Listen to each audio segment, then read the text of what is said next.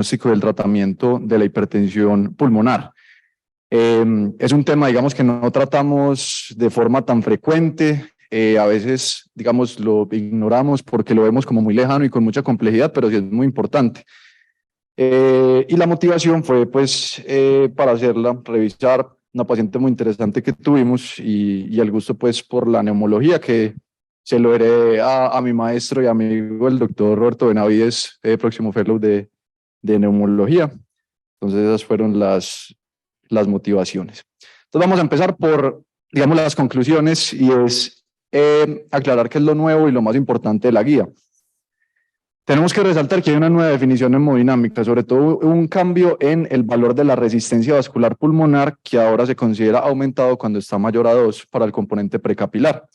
Del diagnóstico ajustaron el algoritmo diagnóstico y vamos a hacer énfasis en la importancia de la ecocardiografía para determinar la probabilidad de que un paciente tenga hipertensión pulmonar, porque como médicos de atención primaria va a ser de las herramientas, digamos, más importantes que vamos a tener en el enfoque.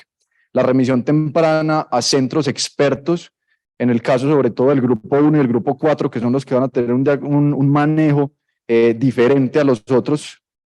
Y en los grupos ya, digamos, específicos, en el 1, hay unos cambios respecto a las escalas de estratificación del riesgo para determinar el manejo inicial y el seguimiento para ajustar el manejo. En el grupo 3 cambió la definición de qué se considera grave. Ahora es por resistencia vascular pulmonar de más de 5, antes era por presión media de la pulmonar de más de 35 o más de 25 con un índice cardíaco disminuido. La posibilidad de usar treprostinil inhalado en pacientes con hipertensión pulmonar por EPID. Y en el grupo 4, la recomendación para la tamización de síndrome antifosfolípido en esos pacientes y la posibilidad de angioplastia en los pacientes inoperables, que aumentó el grado de la recomendación. Entonces vamos a enfocarnos en estos puntos durante la charla. Entonces la definición, la característica sine qua non de la hipertensión pulmonar es, como su nombre lo dice, un aumento en la presión en la pulmonar, y eso se define como una presión media de la pulmonar de más de 20 milímetros de mercurio. Esta definición ha cambiado en el tiempo, antes era más de 25 por mucho tiempo, pero por los datos de un metaanálisis muy grande determinaron que el valor, digamos, promedio normal era de 14.3 milímetros de mercurio. Eso, 2 desviaciones de estándar por encima, da un valor aproximado de 20 milímetros de mercurio, y sumado a la evidencia de que a partir de estas presiones aumenta el riesgo de mortalidad en los pacientes y las complicaciones como falla cardíaca derecha, que es lo que lleva a los desenlaces adversos de estos pacientes, determinaron que este fuera el valor, digamos, el umbral para considerar que está aumentada esa presión en la pulmonar.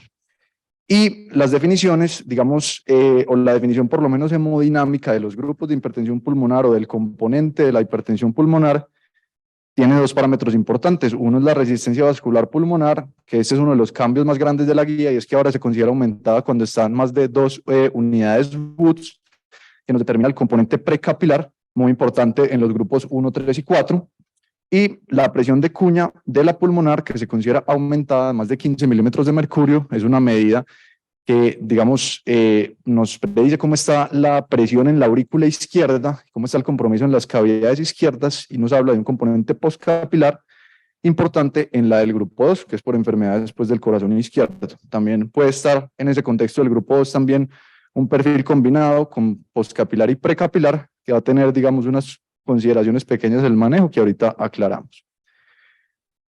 Entonces, de la clasificación, esto no ha cambiado en esta guía. La hipertensión pulmonar se clasifica en 5 grupos diferentes. El grupo 1 es la hipertensión arterial pulmonar. En este caso, digamos que la mayoría son, o un grupo importante son idiopáticas, pero pueden ser también heredables, asociadas a medicamentos o tóxicos, o asociadas a otras condiciones como enfermedades del tejido conectivo, de la cual la más importante es la esclerosis sistémica, pero también el VIH, por ejemplo, o la hipertensión portopulmonar es importante, o el compromiso ya veno-oclusivo también es otra posibilidad en este grupo. El grupo 2 es asociado a enfermedades del corazón izquierdo. Recordemos que esta es la que tiene un importante compromiso postcapilar en la definición hemodinámica que acabamos de ver, y es por falla cardíaca, ya sea con FEBI reducida o preservada, o valvulopatías, digamos, en toda la expresión que pueden incluir estas alteraciones. El grupo 3 es la asociada a enfermedad pulmonar. De acá las causas principales son por EPOC, por EPID, por síndromes de hipoventilación o, en casos muy raros, por alturas. De acá cabe resaltar de que los síndromes de hipoventilación, en realidad el SAOS, la apnea obstructiva del sueño, no es una causa importante de hipertensión pulmonar. Sí se puede dar en contextos donde hay hipoventilación diurna, pero no es una causa frecuente. Estos son otros tipos de síndromes de hipoventilación. El grupo 4 es la asociada obstrucción de las arterias pulmonares. En este caso, lo más común es que sea una tromboembólica crónica, pero también alteraciones tumorales o por estenosis pulmonares congénitas se puede desarrollar este tipo de hipertensión pulmonar. Y las 5 son mecanismos multifactoriales inciertos. Acá hay un grupo muy diferente de enfermedades que pueden llevar a hipertensión pulmonar, pero las consideraciones, digamos, son más específicas de la enfermedad que llevó al paciente a esa hipertensión pulmonar. Entonces, lo más importante de la guía, en mi opinión, es esto para nosotros que somos médicos de atención primaria, ya sea médicos generales o internistas, y es en lo que tenemos que ser muy fuertes para detectar a los pacientes y saber a dónde los tenemos que remitir, qué tan rápido y qué estudios adelantar. Entonces, todo empieza, este enfoque diagnóstico se divide en 3 pasos. Una sospecha, después la evaluación y después la confirmación. ¿En quién vamos a sospechar hipertensión pulmonar? Y este es uno de los grandes problemas de esta enfermedad, y es que tiene un cuadro clínico que es completamente inespecífico y se puede confundir con cualquier alteración cardiopulmonar de diferentes pues, etiologías. Entonces, ese es uno de los problemas que tenemos a la hora de hacer la aproximación. ¿Qué síntomas podemos encontrar? El paciente generalmente en las etapas más tempranas inicia con disnea de esfuerzo, pueden presentar también bendopnea, que es la disnea al agacharse, pueden presentar palpitaciones, hemoptisis, síncope, y cuando ya hay una dilatación muy marcada de las arterias pulmonares, puede haber síntomas que son más raros, son más atípicos, que son por compresión de otras estructuras. Entonces, inclusive pueden hacer dolor torácico con unas características cardíacas por compresión de la coronaria izquierda. Pueden hacer, por ejemplo, disfonía por compresión del laringio recurrente. Pueden hacer compresiones bronquiales que pueden llevar a neumonías posobstructivas u otro tipo de complicaciones asociadas. Entonces, el cuadro clínico puede ser muy diferente dependiendo del estadio y de las digamos, alteraciones que presente el paciente. Y de los signos pueden presentar cianosis, al examen físico pueden presentar P2 reforzado, S3 derecho, soplos asociados a alteraciones vasculares de las cavidades derechas, cambios por falla cardíaca derecha, ¿cierto? Con edemas, con hepatomegalia o acropaquia. Entonces, cuando tenemos un paciente con alguno de estos síntomas que no podemos explicar de forma, digámoslo, clara, en el contexto clínico que lo hayamos evaluado, entonces procedemos a hacer la evaluación de ese paciente. Y los estudios que vamos a solicitar inicialmente van a ser electrocardiograma, una radiografía de tórax, verificar cómo está la saturación de ese paciente, y en la guía ponen de entrada un BNP, ¿cierto? Es de los exámenes cada vez pues, más disponibles y más fáciles de solicitar, que nos permite, digamos, aumentar la confianza en el diagnóstico de hipertensión pulmonar en esos pacientes. Yo hago una evaluación rápida y yo con eso determino, según el cuadro clínico, si mi paciente tiene un perfil que parece más que tiene una neumopatía o una cardiopatía o una del grupo 1, que sería la arterial pulmonar en ese caso. Si el paciente tiene una clínica más sugestiva de una neumopatía, porque le vi alteraciones en los rayos X, porque tiene una exposición a tóxicos importantes, porque tiene una desaturación marcada cuando lo evalúo, entonces yo haré más énfasis en los estudios de pruebas de función pulmonar, DLCO, gases arteriales y TACAR para ver cómo está ese parénquima.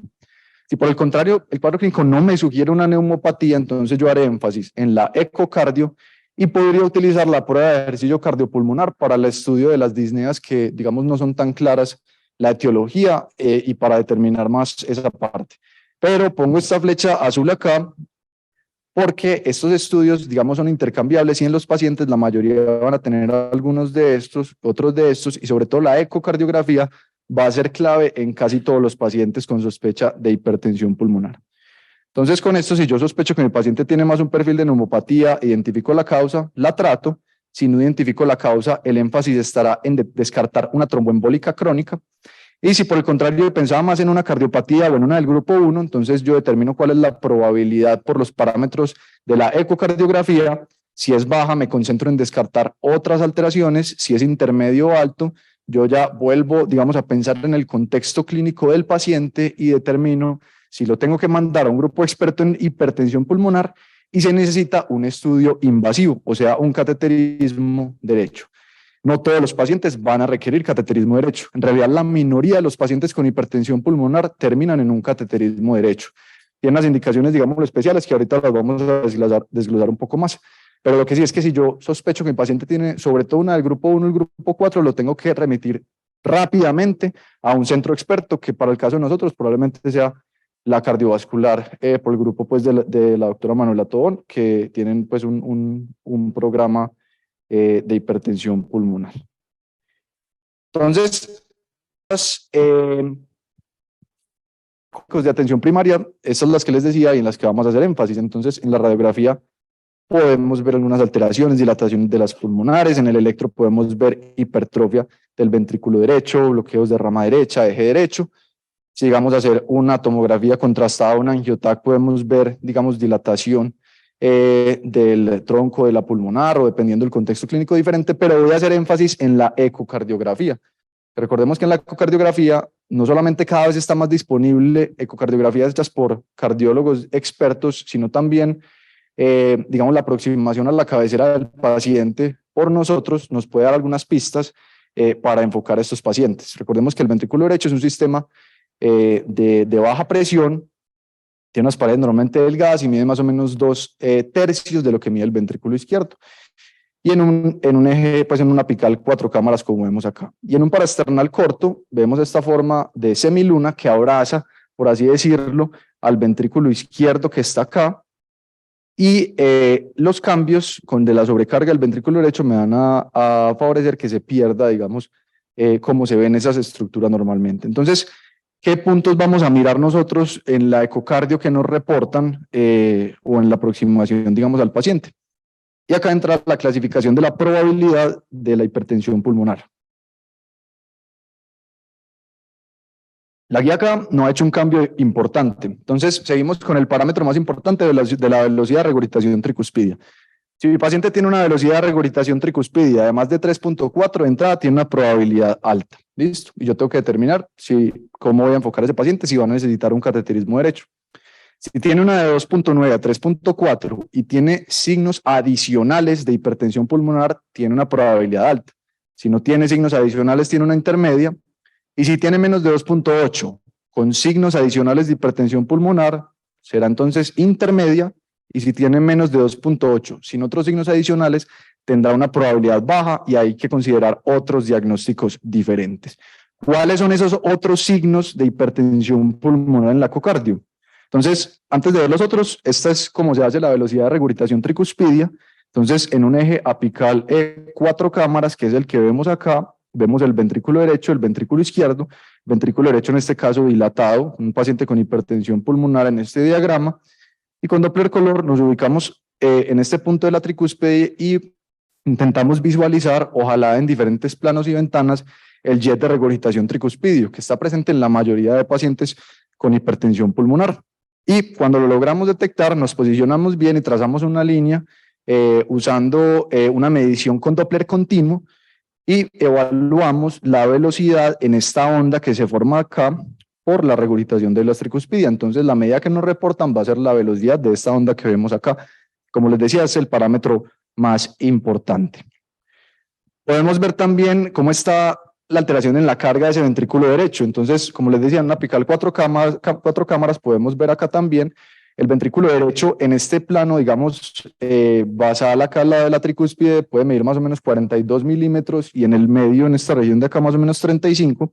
Pero lo más importante es la relación entre el ventrículo derecho y el izquierdo. Si esa relación está invertida y da más de 1 por un ventrículo derecho que está más grande que el izquierdo, eso nos habla de, digamos, una sobrecarga del ventrículo derecho, como vemos acá en esta imagen, un ventrículo derecho mucho más grande que el izquierdo. También podemos ver el aplanamiento septal y el signo de la D. Este es un paraesternal corto, que es el que les mostraba ahorita en la inicial. Entonces, en este caso, recuerden que el ventrículo derecho normalmente tiene una forma como de semiluna medio abrazando el ventrículo izquierdo. Cuando hay una sobrecarga de presión o de volumen, lo que hace es que empuja el septo hacia el izquierdo y produce el aplanamiento que vemos acá. Y cuando medimos el índice de excentricidad, que es el diámetro que está paralelo al septo, o sea, este de acá sobre el diámetro que está perpendicular, y eso nos da más de 1, asociado a esta morfología que simula una D mayúscula del ventrículo izquierdo, nos habla del signo de la D, sobrecarga del ventrículo derecho.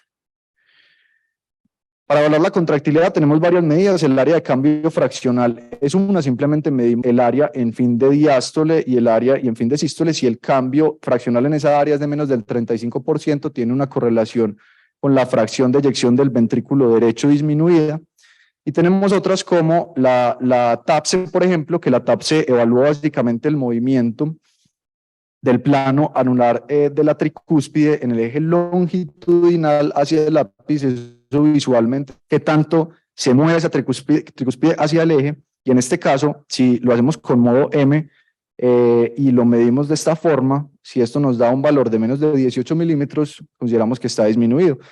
De forma similar al TAPSE, la velocidad sistólica pico anular tricúspide se mide de forma muy similar, pero esta vez con Doppler tisular, y esta velocidad que se genera con la sístole forma esta onda S mayúscula prima que vemos acá.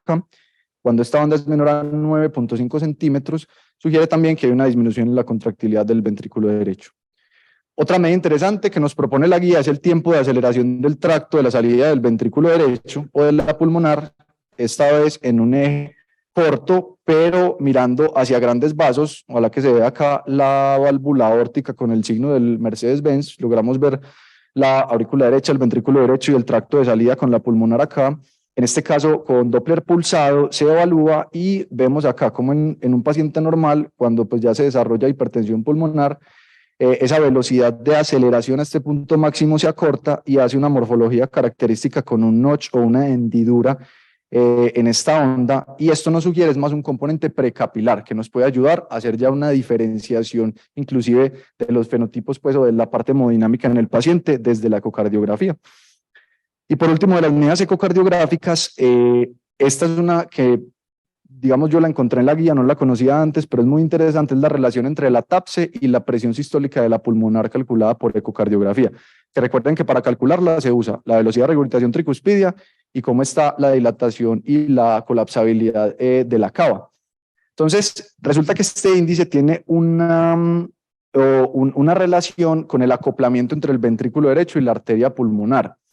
Ese acoplamiento se altera cuando se agotan los mecanismos adaptativos y se superan los mecanismos, digamos, del ventrículo derecho de mantener un tamaño similar con la contractilidad, y ya hay cambios, digamos, en el tamaño. Eso de forma invasiva se puede medir midiendo las elastancias de fin de sístole sobre la elastancia arterial.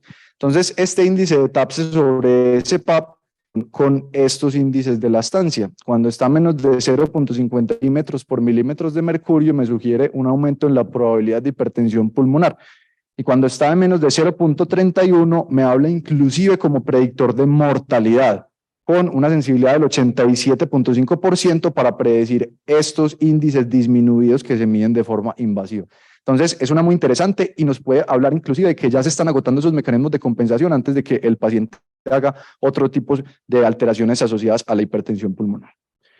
Entonces, la guía tiene otro punto importante que es la utilización en estos pacientes. Como son pacientes con clínicas inespecíficas, digamos que nos hace unos énfasis en qué pacientes tienen mucho más riesgo y en quienes nos tenemos que preocupar por tamizar. De estos, la esclerosis sistémica es una de las enfermedades más importantes y que más se asocian con hipertensión pulmonar. Entonces, en estos pacientes mínimo hay que hacer una evaluación clínica anual, o sea, evaluar al paciente, revisarlo bien, preguntarle los síntomas, por lo menos una vez al año, digamos, sospechando en la posibilidad de que pueda haber hipertensión pulmonar. Y el paciente que está completamente asintomático, si tiene una duración de la enfermedad de más de 3 años, con una capacidad vital forzada de más de 40%, y un DLCO de menos de 60%, tiene la indicación de aplicar el algoritmo de DETECT.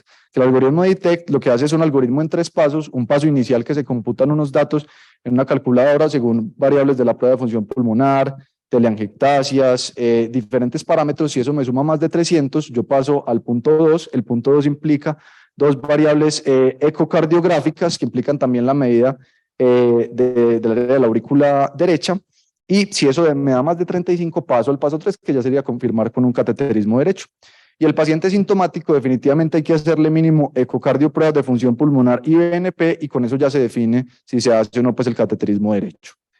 Para los pacientes con TEP, el paciente que hace un TEP y que tiene disnea persistente, o el paciente que se mejora y vuelve a empezar con disnea, o el paciente que tiene la limitación funcional persistente, sobre todo después de esos 3 meses de anticoagulación, tiene alto riesgo y hay que por lo menos considerar hipertensión pulmonar y, digamos, ampliar los estudios, que recordemos que en el enfoque del paciente con TEP tiene, digamos, unas diferencias en las imágenes que ya vamos a aclarar.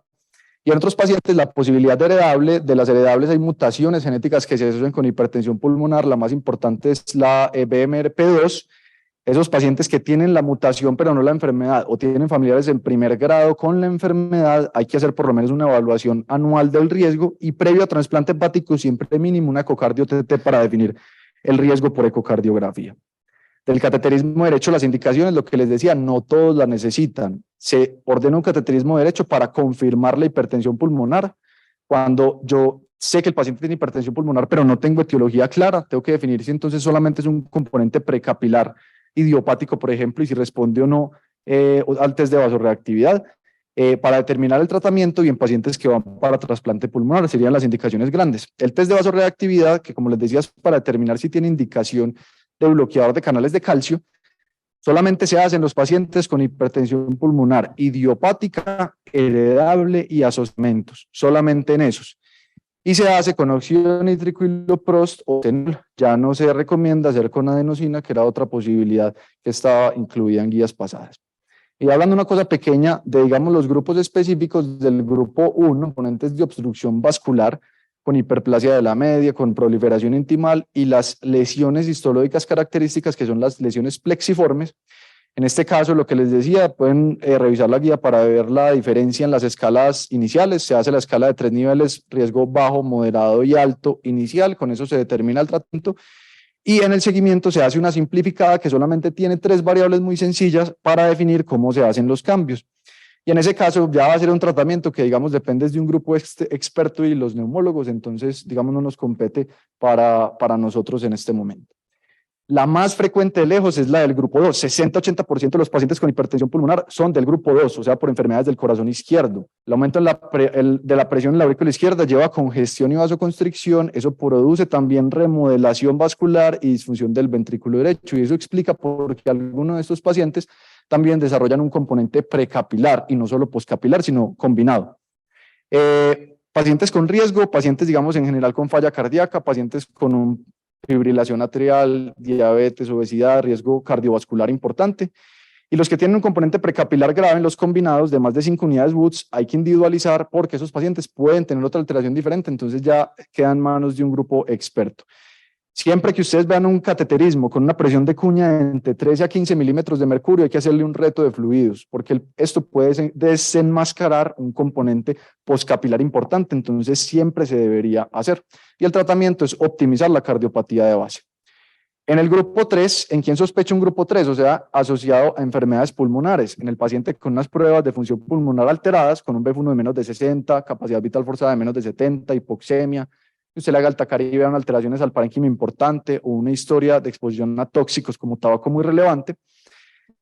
Y se define por gravedad uno de los cambios de la guía de más de 5 unidades de resistencia vascular pulmonar, que antes se definía por presión media de la pulmonar o por índice cardíaco.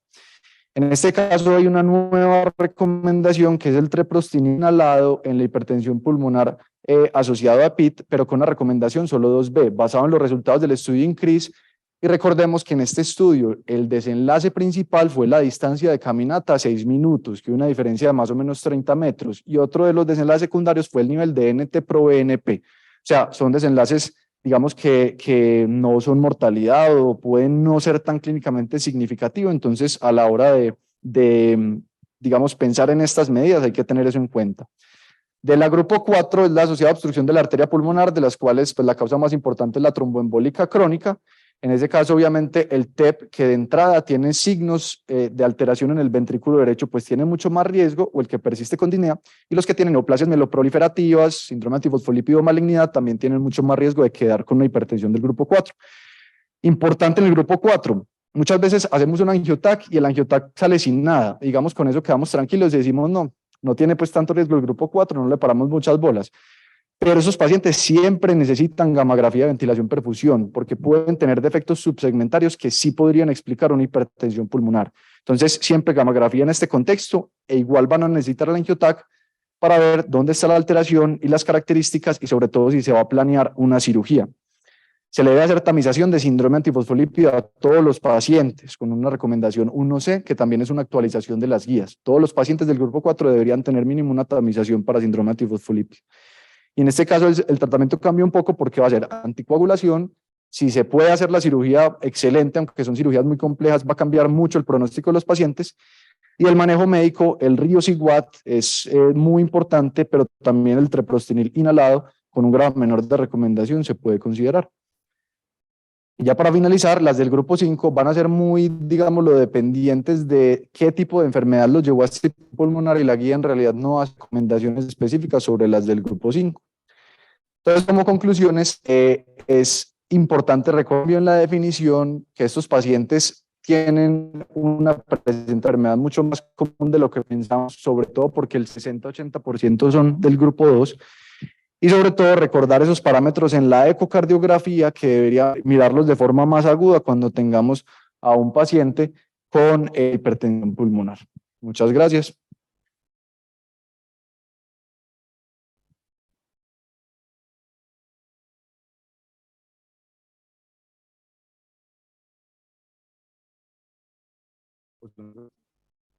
Gracias, doctor. Damos la bienvenida a la doctora Tania Paola Barrián, médica y cirujana, residente de tercer año de Medicina Interna de la Universidad de Antioquia, con el tema guía CAIGO, enfermedad renal crónica y diabetes mellitus.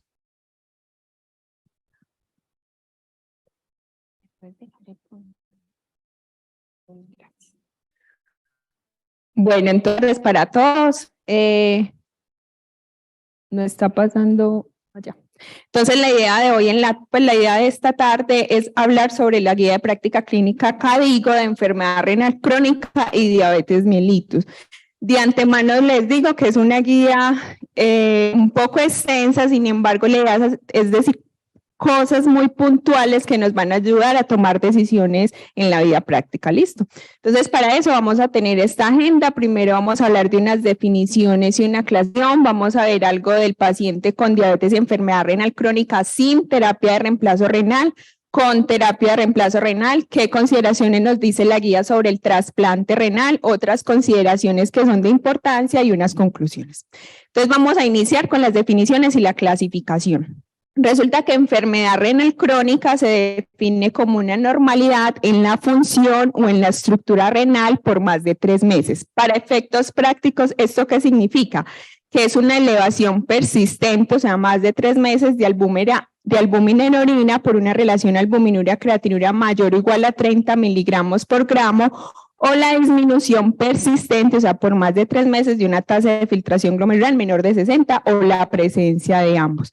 Por su parte, la enfermedad renal diabética es la enfermedad renal crónica que se presenta en diabetes mellitus en ausencia de signos y síntomas de otra causa de enfermedad renal crónica. ¿Listo? Entonces aquí los invito a estudiar cuáles son esas otras causas o cuándo sospechar otra causa de enfermedad renal crónica en diabetes.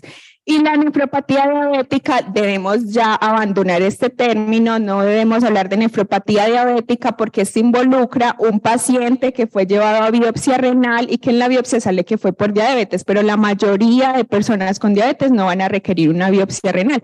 Entonces, por eso la guía es que la definición que utiliza es enfermedad renal diabética, incluso la guía es manejo de diabetes en enfermedad renal diabética en enfermedad renal crónica con el objetivo de incluir muchos más pacientes. ¿Cómo clasificamos la enfermedad renal crónica? Entonces es igual con la abreviatura de CGA, donde C es la causa, G es la tasa de filtración glomerular, A es la categoría de la albuminuria. Recordemos que el término microalbuminuria y macroalbuminuria ya no deberíamos utilizarlo tampoco porque son términos que son muy ambiguos, entonces debemos utilizar esa albuminuria A1, A2, A3 y básicamente para clasificarlos solo necesitamos conocer 2 cosas, la tasa de filtración glomerular y la albuminuria.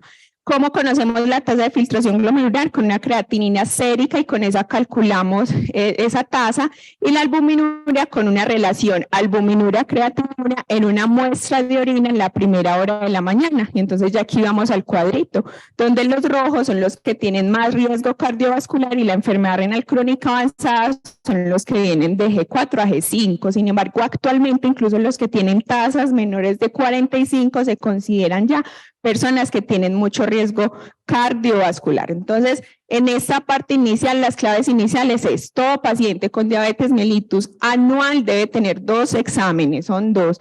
La creatinina con el cálculo de la tasa de filtración glomerular y la relación albuminuria-creatinuria, que en caso de que sea normal se debe repetir nuevamente, o sea, debe ser 2 muestras con un intervalo de 1 semana.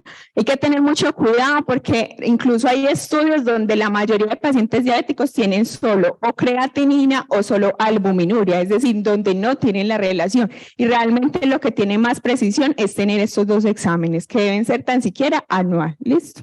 Entonces esa fue la primera parte. Ahora ya vamos a hablar de la diabetes, enfermedad renal crónica sin terapia de reemplazo renal. Entonces lo primero y muy importante es el tratamiento no farmacológico. Ese tratamiento no farmacológico no lo voy a ahondar por efectos de tiempo, pero ahorita voy a mencionar algo de ellos. Y el tratamiento farmacológico, que ya lo dividimos en 2 grandes grupos. Uno que es aquel no relacionado con el control glucémico y otro relacionado con el control glucémico. Como no es relacionado con el control glucémico, todo paciente con enfermedad renal crónica diabética debería tener tan siquiera estos 2 de la familia. ¿Listo? Estos dos medicamentos, pero los vamos a ver más adelante. Y ya los relacionados con el control glucémico son los medicamentos que nos llevan pues a una meta del control glucémico. Entonces vamos a iniciar por esta parte de la charla, que son estas 3 familias. Entonces la primera familia son los bloqueadores del sistema renina-angiotensina-aldosterona. Hace muchos años se sabe que esta familia de medicamentos tiene efectos nefroprotectores y por eso la guía menciona que se debe iniciar un IECA y un ARA2 tanto en pacientes con diabetes tipo 1 y tipo 2 y con presencia de albuminuria e hipertensión, e incluso en los que no tienen hipertensión arterial. Como les muestro aquí, casi todas las indicaciones están en pacientes con albuminuria, por eso lo primero que les dije es la importancia de conocer la relación de la albuminuria y la creatinuria. Listo. ¿Qué preguntas previas nos vamos a hacer cuando vamos a prescribir estos medicamentos? Son 3. ¿Cómo está la presión arterial? ¿Cómo está la creatinina? ¿Cómo está el potasio? Si mi paciente tiene signos o síntomas de estenosis de arteria renal. Y si es una mujer en edad fértil, garantizar un anticonceptivo. Estos medicamentos recomiendan iniciarlo muy parecido a falla cardíaca, iniciarlo en dosis bajas y titularle a la dosis más alta que tolere el paciente, y siempre recomendar en lo posible una dieta hiposódica porque esto aumenta la eficacia de estos medicamentos. Debemos garantizar un seguimiento al mes o incluso a los 15 días de iniciado el cambio de dosis para volver a preguntarnos estas preguntas previas. ¿Listo? Digamos que la guía actual, la guía que vamos a hablar, no tiene diferencia si un IECA o un ARA2 se debe iniciar, o sea, pudiera iniciarse indistintamente. Sin embargo, hay una guía que incluso es de hipertensión arterial en enfermedad renal diabética que nos dice que mejor iniciar IECA y después ARA2, más porque hay más estudios de IECA, pero realmente ambos estudios son muy eficaces.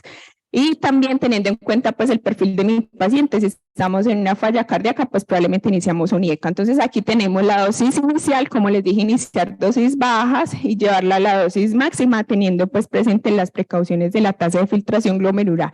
Y acá tenemos los ARA2, listo, igual también iniciar dosis bajas y subir la. Cuando ya iniciamos estos medicamentos o al momento de iniciarlos, ¿qué precauciones le vamos a decir al paciente? Entonces, lo primero es la presencia de anafilaxia. Muchas anafilaxias por estos medicamentos ni siquiera se presentan con brote, mucha gente es con dolor abdominal. Entonces, en caso de que haya dolor abdominal, brote o estridor o incluso ya la angioedema, debemos decirle al paciente que consulte por urgencia. En caso de que haya tos seca, que sea crónica, estudiarla como tos seca y crónica, y si ya usted descartó otras cosas, decir, bueno, es por el IECA y se recomienda cambiar a una familia de ARA. Lo otro que puede pasar es el incremento en la creatinina. Esta se da casi siempre en las primeras 2 semanas y se estabiliza más o menos a las no logra superar siempre el 30% de la creatinina basal. ¿Y qué debemos hacer? Entonces, no suspender el medicamento, sino evaluar otras cosas que pueden ser la causa de ese aumento de creatinina, como los diuréticos, si tiene una falla cardíaca, como el consumo de AINES, o incluso la estenosis de la arteria renal. Y lo grande, o el cambio grande de esta guía es la hiperpotasemia. ¿Qué pasa con la hiperpotasemia? Que como yo les mostré, la importancia de estos medicamentos no se deben suspender por la presencia de potasio, sino que tenemos por la presencia de potasio elevado. Entonces, lo que tenemos que hacer es medidas para disminuir ese potasio más que disminuir o suspender el medicamento. Igualmente, evaluar lo mismo, si tiene una falla cardíaca, si tiene un consumo de otras cosas que me pueden explicar ese potasio. Entonces, ¿cómo vamos a tratar si tiene un potasio elevado? Entonces, primero garantizar que tenga una dieta baja en potasio, evitar la constipación, los diuréticos en caso de sobrecarga o hipertensión, el bicarbonato de sodio si hay acidosis metabólica y los quelantes de potasio, que en este caso recomiendan dos, el ciclosilicato de zirconio sódico o el patiromerio. Ya el ciclosilicato de zirconio sódico existe en Colombia, entonces por eso es el que les voy a mencionar hoy. Desde hace un mes más o menos ya existe en Colombia, se prescribe vía MIPRES y se llama con el nombre comercial Lokelma. Viene en dos sobres, uno de 5 miligramos y otro de 10 miligramos. Y la precaución grande que tenemos que tener con este medicamento es la alteración de la motilidad gastrointestinal y síntomas congestivos porque puede producir edema. ¿Qué otra precaución grande tenemos que tener? Es si el paciente toma antirretrovirales o algunos azoles, porque estos medicamentos dependen del pH gástrico. Entonces, lo recomiendan utilizar 2 horas después de estos medicamentos. Y el potasio puede disminuir tan rápido como 1 hora posterior a la administración, pero lo máximo es 48 horas. Entonces, por eso vemos que recomiendan iniciar 10 gramos 3 veces al día por 48 horas y entre 5 a 15 miligramos una vez al día por máximo 12 meses. Listo, recordemos que ya lo tenemos en Colombia. Lo otro que vamos a mirar entonces son los inhibidores del SGLT2. Entonces se recomienda en todo paciente, a diferencia del anterior, es diabético tipo 2 con enfermedad renal crónica y una tasa de filtración glomerular mayor o igual a 20 mililitros por minuto por 1.73 metros cuadrados. ¿Qué tenemos que tener en cuenta? Una vez iniciados estos medicamentos, se deben continuar, listo, aunque disminuya esa tasa menos de 20. Lo que sí no podemos hacer, pues, hasta el día de hoy, pues, aunque ya hay más estudios, es iniciarlo cuando esa tasa sea menor de 20, pero se puede continuar desde que el paciente lo tolere o no haya iniciado terapia renal, terapia de reemplazo renal. ¿Qué pregunta previa nos vamos a hacer? Si está hipotenso, cómo está la presión arterial y si utiliza diurético. ¿Por qué? Porque hay un riesgo de depresión de volumen, entonces usted puede disminuir un poquito el diurético o un poquito el antihipertensivo antes de administrar estos medicamentos. ¿Listo?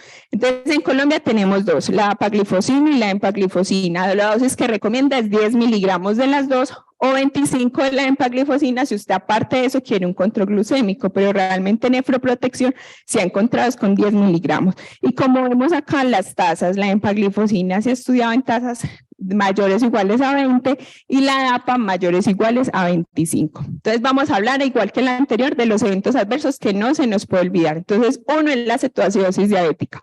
De recomendarle al paciente que debe suspender esos medicamentos si hay una enfermedad aguda, si hay un ayuno prolongado, si hay cirugía o si tiene una condición crítica. Y lo otro es la hipoglicemia, entonces debemos mirar especialmente si tiene insulinas y sulfoniluria, suspender esa sulfoniluria, bajar la dosis de la insulina, especialmente si ha tenido hipoglicemias o si tiene una hemoglobina glicada baja, ¿listo? Entonces estas son las precauciones iniciales. Sin embargo, lo que más le preocupa, digamos que muchas veces al mismo médico, más que al paciente, son las infecciones genitales. Y aquí vamos a ahondar un poquito más. La mayoría de infecciones genitales son infecciones micóticas, pero usualmente son leves a moderadas y suele presentarse entre las primeras 24 a 26 semanas posterior al inicio del medicamento. Hay una medida preventiva y es el baño diario y la higiene genital. Y en caso de síntomas, como la mayoría son síntomas leves a moderadas, va a requerir terapia tópica o dosis única. Las infecciones genitales no es indicación de suspender este medicamento, ¿listo?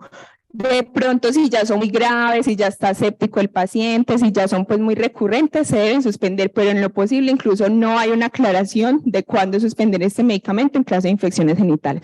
¿Y por qué les traigo esta foto? Entonces esta foto las traigo porque hay estudios de corte, más que todo en pacientes pues asiáticos, donde encontraron que las infecciones genitales eran menores y pareciera que es porque los inodoros de ellos garantizan un baño diario después de la micción. Entonces, de ahí la importancia de siempre preguntarle al paciente que se bañe diario. Uno pensaría que puede ser obvio, pero lo obvio nos puede hacer equivocar y por esta indicación suspende mucho ese medicamento. Entonces, que se bañe y que haga un aseo genital. No necesitamos pues mayores cosas, solo el agua, pero es muy importante advertírselo.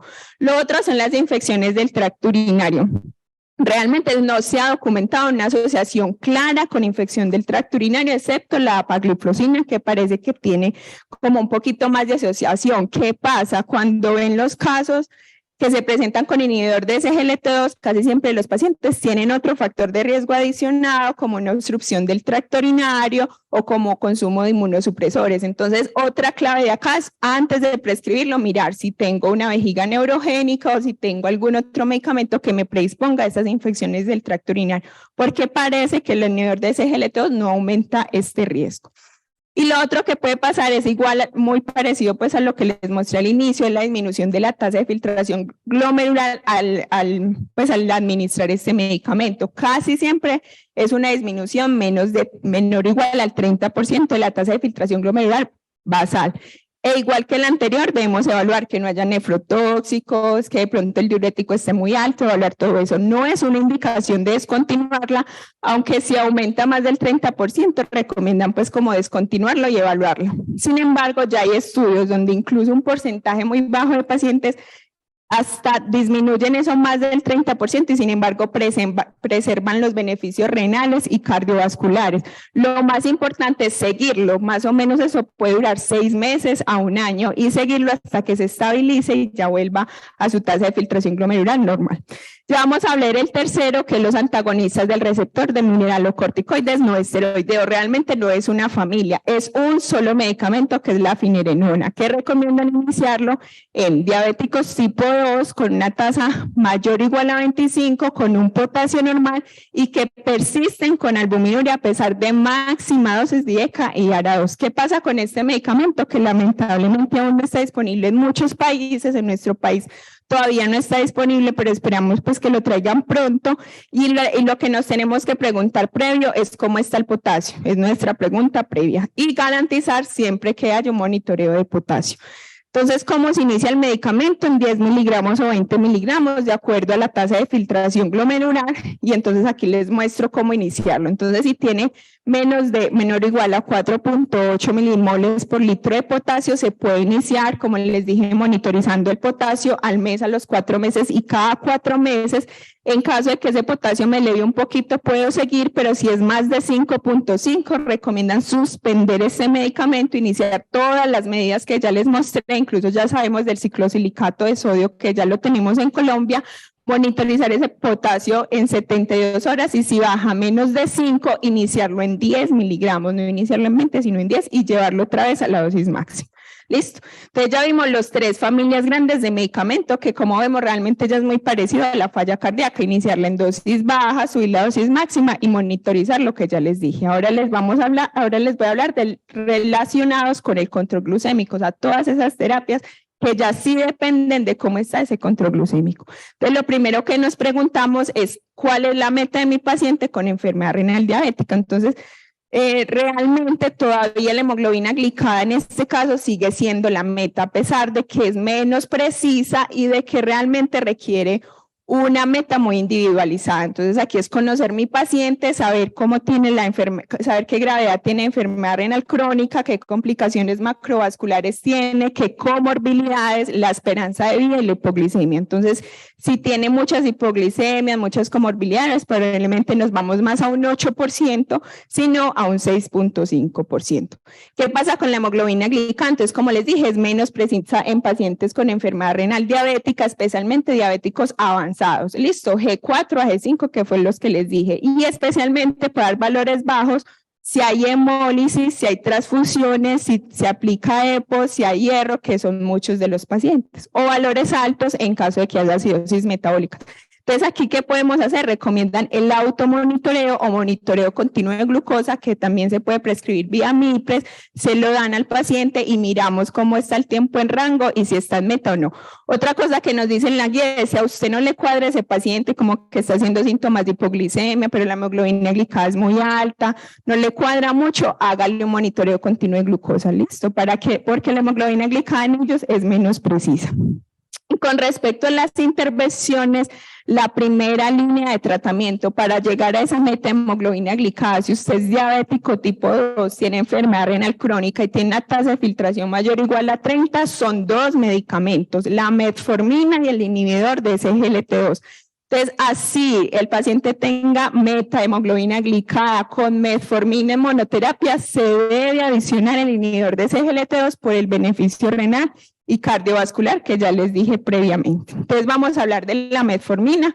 Como les dije, se recomienda si es diabético tipo 2 y la tasa está mayor o igual a 30, se recomienda igual que lo que hemos visto iniciar en dosis bajas e ir titulándola a las dosis máximas, medir niveles de vitamina B12 a los 4 años desde que se administra y si tiene riesgo de mala absorción de esa vitamina, y debemos garantizar cálculo de tasa de filtración glomerular continua para ajustar el medicamento. Entonces, realmente vienen 2 presentaciones la metformina, de liberación inmediata y de liberación prolongada. Entonces, la de liberación prolongada se menciona que tiene menos eventos adversos gastrointestinales, sin embargo, lo que más me ayuda a mí a disminuir los riesgos gastrointestinales es iniciarla en dosis bajas e ir titulándola a la dosis máxima. Vemos aquí como la liberación prolongada, que se conoce en el mercado como metformina XR o glucofage XR. Y espere que me socan. Entonces, la dosis máxima en liberación prolongada es 2 gramos al día. La liberación inmediata es 2.55 gramos al día. Entonces, como les dije, vamos a monitorizar la tasa de filtración glomerular. Si es menor de 30, debemos suspender el medicamento. Ya ayer vimos un caso en urgencia dialítica por metformina, por una acidosis láctica. Si es entre 30 a 45%, administrar la mitad de la dosis. Y si es entre 45 a 60, dejar esta dosis máxima, pero disminuirla si mi paciente tiene síntomas de hipoperfusión o hipoxemia. Listo, ahora vamos a hablar de los agonistas del receptor de GLP-1. Acá les traje unas flechitas porque probablemente estos medicamentos van a también a ser nefroprotectores, o sea, van a pertenecer a este grupo. Lo que pasa es que, aunque se ha demostrado que disminuye un poquito la albuminuria, los pacientes en los estudios han sido muy poquitos, entonces por eso es que todavía pertenece a este grupo de relacionados con el control glucémico. Entonces, ¿en quiénes se recomiendan? Aquellos diabéticos tipo 2 con enfermedad renal crónica, en quienes no se ha logrado la meta glucémica a pesar de metformina e inhibidor de SGLT2. Se puede utilizar hasta tasas mayor de 15 mililitros y se prefiere su administración de preferencia en pacientes con obesidad para promover la pérdida de peso. No es un efecto cardioprotector y nefroprotector de toda la familia. Son 3 medicamentos de esta familia los que han mostrado eficacia, que son liraglutide, semaglutide inyectable y dulaglutide. Igual ahorita pues se los voy a recordar para que nunca se nos olvide. ¿Qué debemos tener presente previo? Que mi paciente no tenga un cáncer de tiroides, especialmente si es cáncer medular, pero digamos que yo diría que incluso cáncer de tiroides hay que tener precaución. Neoplasia endocrina múltiple, una historia de pancreatitis aguda o de colelitiasis. No debe combinarse con un inhibidor de DPP4 y el síntoma más importante son los gastrointestinales. Entonces, al igual que los anteriores, iniciar en dosis bajas y titular a dosis gradual. ¿Listo? Entonces, estos son los 3 que han mostrado realmente eficacia cardíaca y renal, como les dije, iniciar en dosis baja y subir la dosis máxima con una tasa de filtración glomerular mayor a 15. Entonces, esto es como el resumen, lo más importante, lo que debemos saber como para toda la vida. Entonces, lo primero, todo paciente con albuminuria debe tener un INCA y una EDA2, incluso aunque disminuye la tasa de filtración glomerular. La empaglifosina y la apaglifosina puede continuarse si disminuye la tasa a 20 o 25 respectivamente, si ya ha iniciado, pero no iniciarlos en este caso, entonces por eso puse evaluación, listo. La fenilenolona no ha llegado a nuestro país, pero es en aquellos que persisten albuminúricos a pesar de IEC-2 y es hasta 25.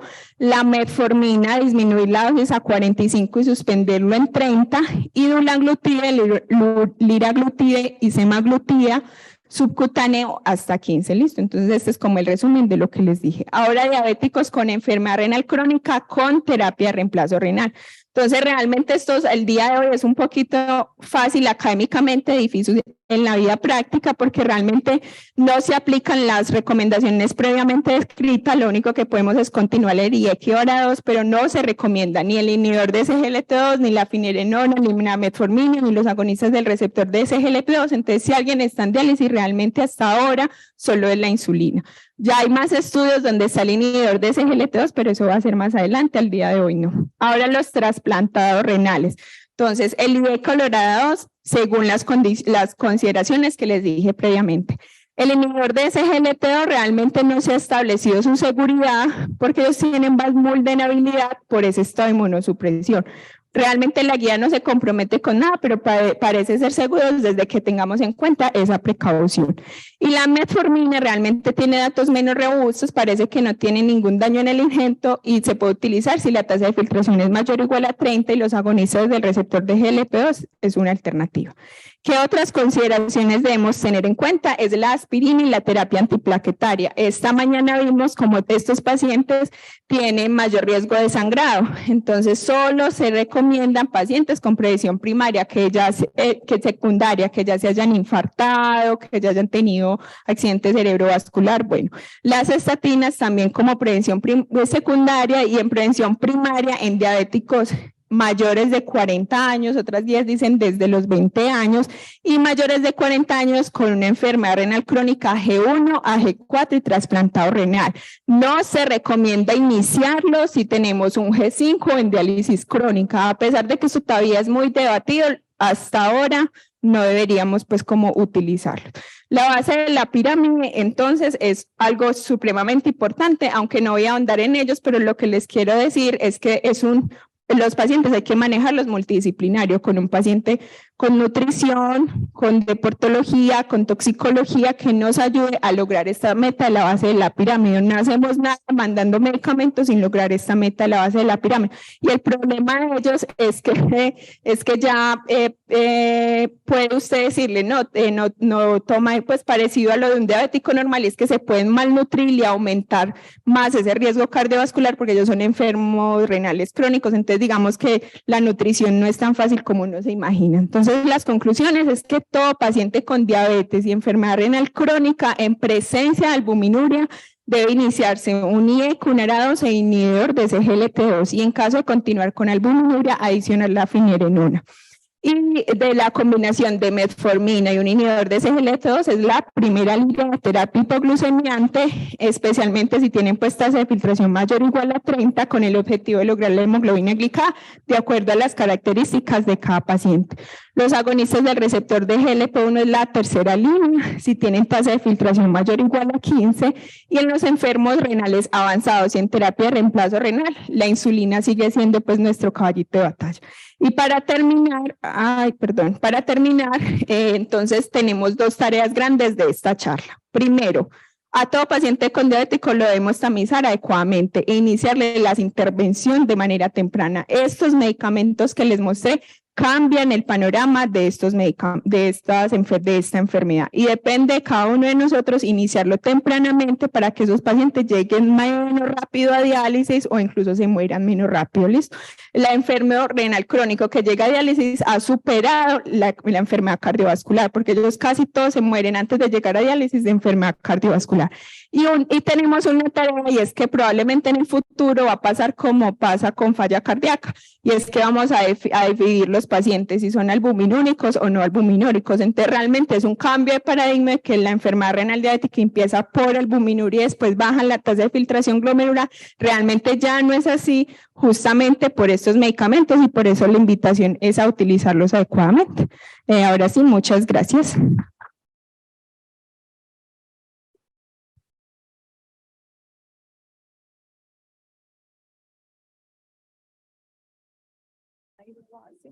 Ah, ay, qué pena. No, pero lo hiciste súper bien. Muchas gracias. Muchas gracias.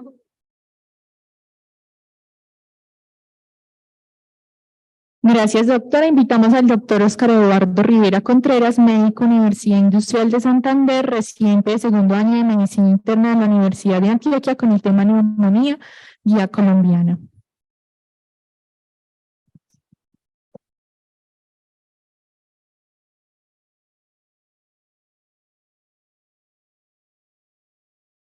Bueno, la neumonía, créame que es una de las enfermedades más apasionantes de la medicina interna, que de todas las infecciones prácticamente ha sido en la que en algún momento de la medicina se trató como una receta de cocina. Hoy en día es mucho más que eso.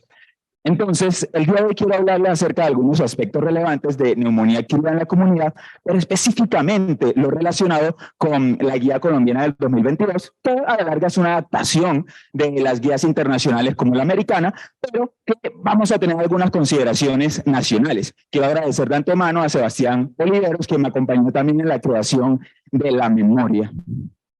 Entonces empecemos con el contenido. Vamos a hablar acerca de la introducción, el desarrollo de la guía, que se basa sobre todo en diagnóstico y tratamiento. Y mis objetivos para el día de hoy van a ser sobre todo ofrecer los aspectos relevantes en el diagnóstico de neumonía adquirida en la comunidad, especialmente también definir en qué momento se va a necesitar ese cubrimiento de gérmenes especiales y, por supuesto, determinar la mejor estrategia para esos pacientes con neumonía adquirida en la comunidad grave.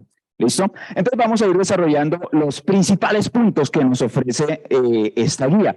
Y algo importante acá es que hay que tener muy clara la definición. Es una inflamación del parénquima pulmonar adquirido en la comunidad y que va a estar desencadenado por bacterias, por virus, por hongos o por algún otro de estos microorganismos, y que es importante que defina lo de comunitario, es decir, que se adquiera obviamente fuera del hospital, o si está en el hospital, que se haya detectado 48 horas antes o al menos 7 días posterior al egreso.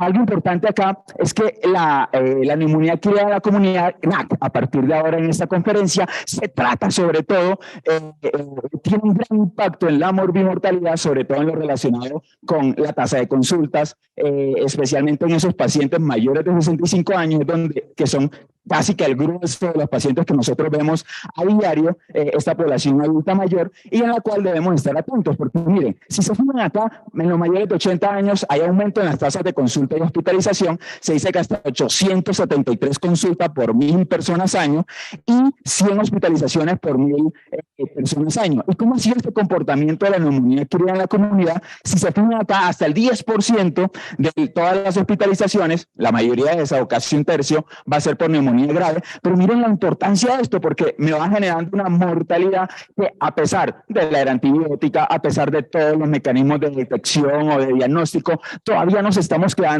atrás en la tarea de reducir todo este impacto de morbilidad que genera la neumonía en nuestros pacientes. Entonces vamos a hablar de esta guía que fue publicada en el año 2022, al menos formalmente, pero diseñada prácticamente en 2021, sometida a publicación.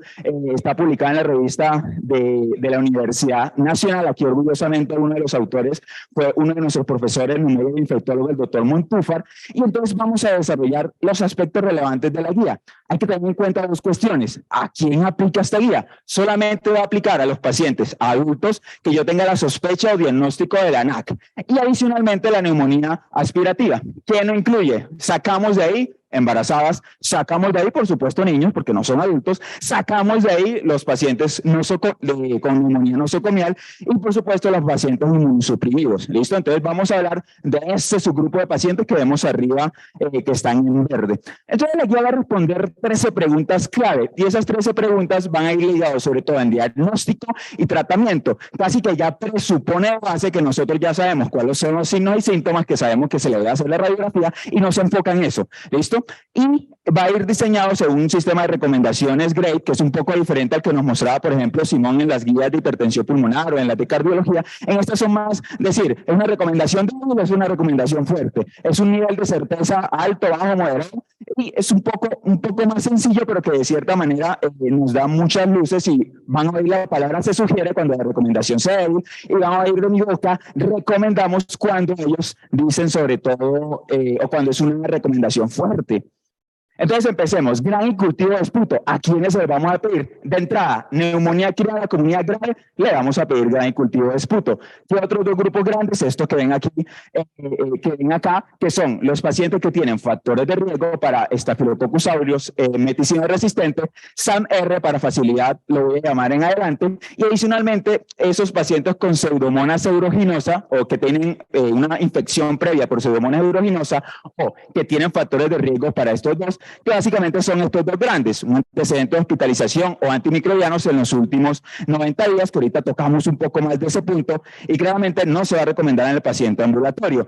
¿Pero qué es neumonía adquirida en la comunidad grave? Básicamente, la guía nos dice que si cumple al menos los criterios de la ISA-ATS, ¿qué van a hacer? Un criterio mayor, que son estos dos que ven acá, es decir, si el paciente está choqueado o tiene una insuficiencia respiratoria que vaya a requerir ventilación mecánica invasiva, pues seguramente nosotros que le vamos a mandar, lo vamos a mandar directamente a UCI y lo vamos a catalogar como un paciente con neumonía adquirida grave, ¿cierto? O que cumpla 3 criterios menores de estos que ven acá en la tabla, ¿listo? Esto para tener en cuenta que esos pacientes que cumplan estos criterios le vamos a mandar gran y cultivo. Y que es importante que lo más importante no es solamente a quién le mando el gran y cultivo, sino hacerlo bien, pero una muestra de calidad. ¿Y cómo se va a considerar una muestra de calidad? Hay algo importante acá, y es que al menos que no tenga células epiteliales esa muestra. Con que tenga 0 células epiteliales, ya yo quedo contento, tiene una calidad de la muestra buena. Pero si al menos tiene menos de 10 células epiteliales, que al menos cumple este criterio, o que tenga más de 25 neutrófilos. Si logramos cumplir este objetivo, podemos estar ante una calidad de muestra. Los laboratorios, de hecho, si no cumplen esto, ni siquiera deberían procesar esta muestra.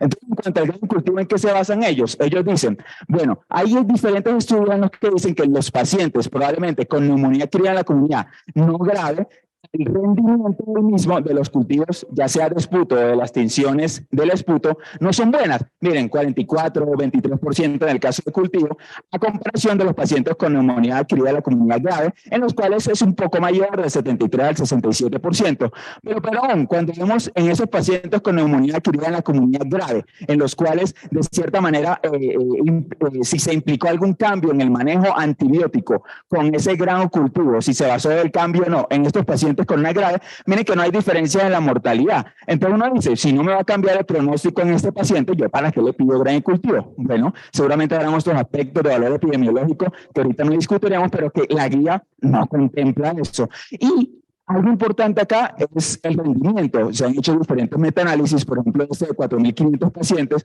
se logró ver que se podía identificar hasta un 73% los microorganismos en la zona del estudio de esputo, si esa muestra era de gran valor, es decir, si esa muestra cumplía los criterios de Murray que les mostré anteriormente. Pero, en general, miren, hasta un 36% de todas las muestras, el rendimiento solamente fue de 36% en todas las muestras sin que cumplan estos criterios. Claramente, pues el Streptococcus pneumoniae y el H-influenza probablemente sean los más fáciles de detectar por esta vía. Los hemocultivos, básicamente los criterios son los mismos, ¿sí? Básicamente difieren en unas cositas pequeñas, pero casi que son los 3 mismos grupos de riesgo.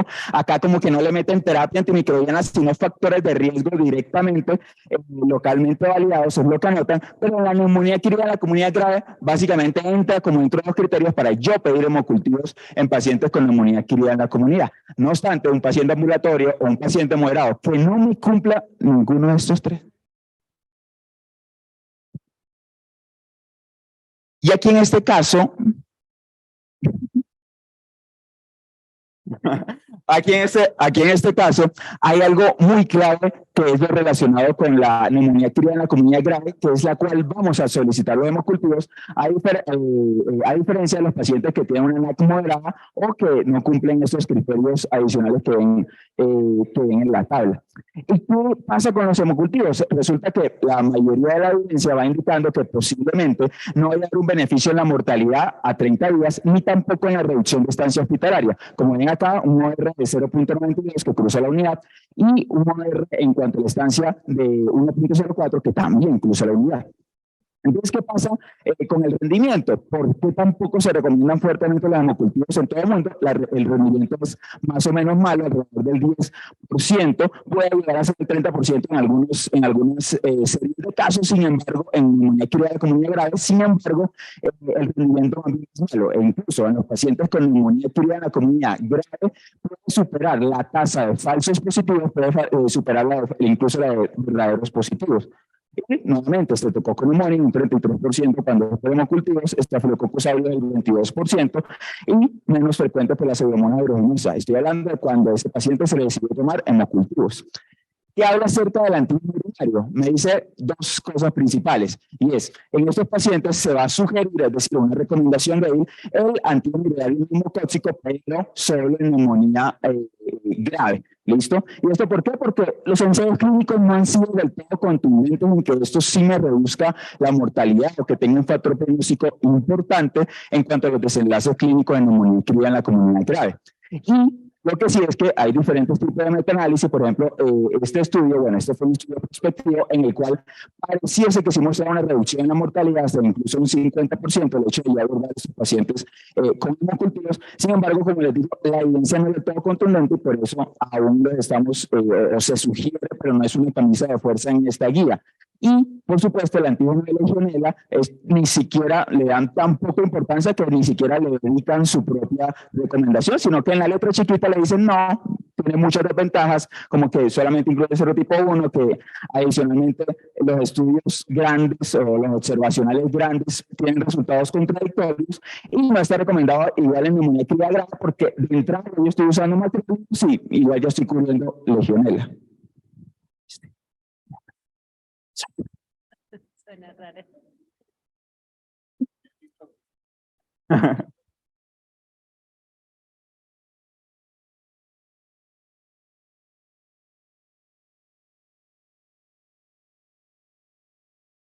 Detección, hola. Algo clave que hablan acá es la detección de virus de la influenza y me habla de 4 grupos grandes, si son los inmunosuprimidos, comorbilidad pulmonar y la comorbilidad cardiovascular y por supuesto vuelve y juega neumonía criada en la comunidad grave. También vamos a solicitar unos test de detección de virus de influenza, preferiblemente pruebas moleculares para influenza. Entonces el tratamiento, que básicamente es el grueso de la charla o en lo que se basa incluso la guía, sobre todo empezando primeramente por los riesgos de predicción clínica. Y nos dicen, bueno, tenemos tres grandes posibilidades de uso, además del juicio clínico. Vamos a usar también lo relacionado con esta escala que es el índice de severidad de la neumonía o de gravedad de la neumonía, el CUR-65 y el CRB-65. Eso sí, cuando uno se pone cuando ellos relatan en la letra pequeña, lo que más le dan flores básicamente es a la PSI, pero ¿qué pasa con la PSI? Es una escala que es de cierta manera dispendiosa, que puede durar un poco más tiempo, que se necesita mayor número de laboratorios para poder llenarla. Y lo que sí es bueno es que tiene el mayor AUC comparado con cualquiera de estas tres. Por ejemplo, en este estudio que se realizó en Estados Unidos, miren que cuando se intentó ver cuál era el área bajo la curva del rendimiento, el rendimiento de predicción clínica en estos pacientes, en el caso de la PSI tuvo un AUC de 0.81 a comparación de los otros dos, por ejemplo de la CUR-65 que fue 0.76. ¿Y qué pasó acá? Algo muy clave con esto es que hubo una diferencia estadísticamente significativa para yo predecir a los pacientes de bajo riesgo. Es decir, la PSI sería uno de los mejores escalas de predicción para yo decir, este paciente en realidad yo lo puedo enviar para la casa sin necesidad pues de hospitalizarlo, ¿cierto? En cambio, la CUR-65 es muy bueno prediciendo ese bajo riesgo, pero incluso podría superar a la PSI en los pacientes de alto riesgo. Es decir, a los que yo digo, hey, a estos sí los voy a ingresar, a hospitalizarlos, a darle el respectivo tratamiento. Y el CUR-65, la ventaja que tiene es que es mucho más fácil de usar, solamente tiene un criterio paraclínico que es el BUM, ¿sí? El BUM mayor de 19, y el resto son criterios clínicos. Recordemos la C de confusión, la R de frecuencia respiratoria mayor a 30 o la B de la presión arterial menor de 90 60. Si cumple 2 criterios de esto, ya yo considero que el paciente lo debo hospitalizar, y en el caso de la PSI, dependiendo de los puntajes, lo voy a clasificar en 5 grupos, información que encontrarán en las memorias, pero que, para recalcar, siempre los grupos más altos, 4 y 5, los voy a hospitalizar, los más bajos, 1 y 2, los puedo manejar de manera ambulatoria. ¿Qué pasa con la procalcitonina? De entrada, acá lo que aducen es que no se va a recomendar la procalcitonina en lo que va relacionado con el inicio del tratamiento antimicrobiano. Y aquí quiero que se fijen en algo, y es que se basan en dos estudios grandes, en los cuales, de cierta manera, la justificación que dan, número 1, no hay un umbral diagnóstico aún para yo decir que, o un umbral diagnóstico de infección bacteriana determinado. Entonces, la sensibilidad o el rendimiento que tiene para diferenciar entre bacteriana y viral no es tan buena, es de 65 a 70% esta precisión, porque incluso recordemos que algunos microorganismos que son atípicos puede que no vaya yo a encontrar la procalcitonina elevada. Eso sí, en virus probablemente no la encuentre, al menos no elevado tan grandemente. En este estudio del ProHost, en el 2009, fueron 1.350 adultos. Acá se intentó hacer antibiótico guiado por la procalcitonina o guiado de manera como el cuidado usual. Lo que sí se vio es que hay una reducción en la exposición a antibióticos en un 30%, que eso correspondió más o menos a 2 días. Sin embargo, cuando querían ver si reducía otros desenlaces clínicamente significativos, vemos acá en rojo que no redujo la mortalidad en el hecho de usar o de guiar la terapia basada en procalcitonina, al menos de decidir el inicio del tratamiento, ya sea con el punto de corte mayor de 0,5 nanogramos por mililitro o no iniciar el antibiótico si era menor de 0,1 nanogramos por mililitro. Ahí había un intermedio de 0,25, pero básicamente estos eran los 2 puntos grandes para la decisión de sí o no antibiótico.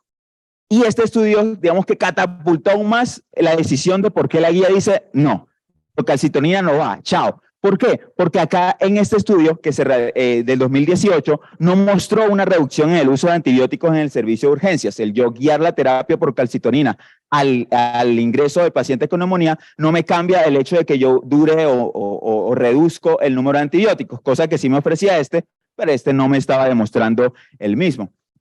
¿Y qué conclusiones llevamos hasta el momento? En microbiológicos, sobre todo en pacientes con NAC grave, y especialmente los pacientes que tienen factores de riesgo o un aislamiento previo por Staphylococcus meticino resistente y, por supuesto, por Pseudomonas aeruginosa. Y en las escalas de predicción clínica, de cierta manera, la guía se lava las manos y dice, no, puede usar cualquiera de las 3. La ICSA, por ejemplo, que es la americana, se está casando más por la PSI, pero probablemente en nuestro medio estas 2 serían válidas dependiendo también del sitio donde se esté realizando y se cuente con todos los parámetros para cumplirlas. Entonces, el tratamiento farmacológico, hay 3 premisas claves que siempre hay que tener en cuenta en el caso de NAC en Colombia. Una es, se debe escoger el tratamiento con base al perfil epidemiológico local. Otra, evitar el uso de quinolonas. Ellos allá aducen que es básicamente no solo por la endemia que hay la prevalencia que hay de tuberculosis y la levofloxacina, pues es una de las terapias de segunda línea en esta enfermedad, sino también porque aducen de que genera mucha resistencia en los pacientes con cocos gram positivos. Y algo importante acá es que el enfoque va a cambiar dependiendo si el paciente tiene Staphylococcus aureus meticino resistente o tiene Pseudomonas aeruginosa, o por supuesto si tiene un aislamiento previo o unos factores de riesgo para el mismo.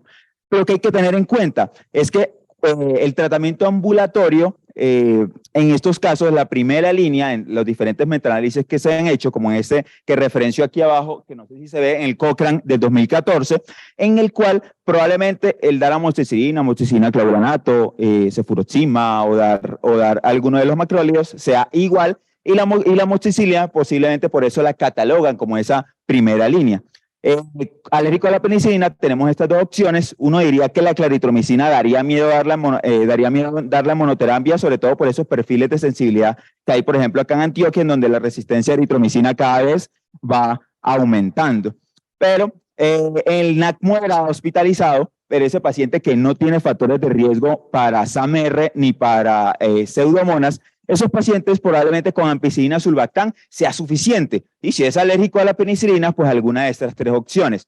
pero que es importante en estos pacientes con NAC moderado, y es siempre vigilarlo a los 48 a 72 horas, a ver si debo hacer algún cambio de la terapia. Y ojo, hacer un cambio de la terapia no es yo ir a correr enseguida a decir, voy a subir la meropenem o voy a subir la pistazo. No, acá lo importante es mirar, si estás ya viendo un empeoramiento clínico, la guía lo que nos recomienda es, bueno, anéxele esa claritromicina que no le habían echado anteriormente, que potencialmente esto le puede ayudar a este tipo de pacientes. Sobre todo, estamos hablando de no factores de riesgo para SANR ni pseudomonas. Y algo importante acá es que el empeoramiento clínico, hay que ser bien claro en esto, no es cualquier empeoramiento clínico, no es que el paciente diga, es que sigo con tos, es que tengo todavía mucho esputo. No, esos síntomas no se van a quitar de la noche a la mañana, pero uno sí ve que esos síntomas mejoran, pero si uno ve que sigue con alteraciones de los signos vitales, sigue haciendo fiebre, sigue taquicárdico, el paciente además tiene alteración del estado mental, el paciente tiene incapacidad para comer, probablemente se considera un empeoramiento